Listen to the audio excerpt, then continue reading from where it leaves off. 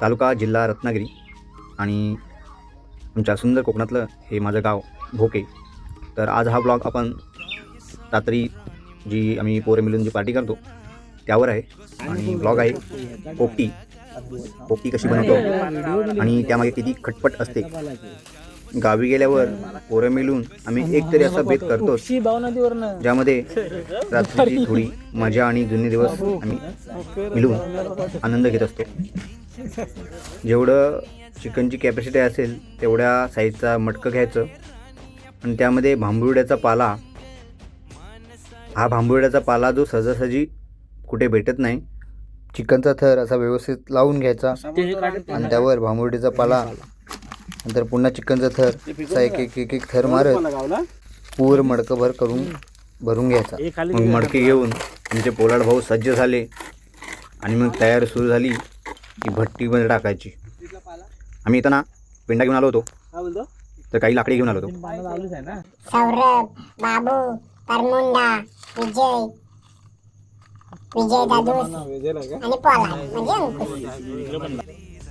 गावापासून 2 किलोमीटर दूर अशा ठिकाणी आम्ही येऊन ही पार्टी करत असतो. पार्टी हे फक्त निमित्त असतं. खरी मजा असते ती एकत्र येऊन आनंद लुटायची आणि जुन्या गोष्टी करायची. त्यातून एक सांगायची वेगळी गोष्ट म्हणजे ही की 2 पोरं आमची व्हेजवाली होती, म्हणजे जे चिकनला अजिबात हातही लावत नाहीत. व्हेज असूनसुद्धा ही पोरं पनीर घेऊन येतात. सांगायचं तात्पर्य हेच की जरी आवडीनिवडी वेगळ्या असल्या तरी एकत्र येऊन आनंद आणि एकजुटीने राहणे हे यातून दिसून येतं. हा हनम्या पनीरचे मंचुरियन बनवत आहे. बर्थडेचं सेलिब्रेशन आटपून घेऊया असं ठरलं. हॅपी बर्थडे डिअर बाबू.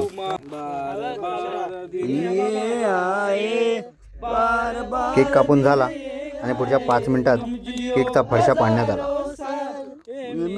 दीपक बाजा असला की आमच्यात कोणतीही वस्तू पुरत नाही, कारण तो उरूही देत नाही.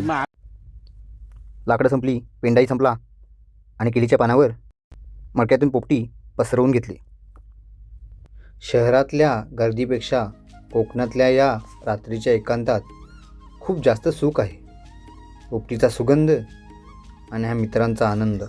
हे दुसरं मडकं आणि हे थोडं मोठं मडकं होतं ज्यामध्ये 2.5 किलो आम्ही चिकन टाकलं होतं. अशा प्रकारे पानं काढून घेतली. पोपटीचा घमघमाट सुटलेला. आम्ही सर्वजण गोल बसलो आणि पोपटी खायला सुरुवात केली.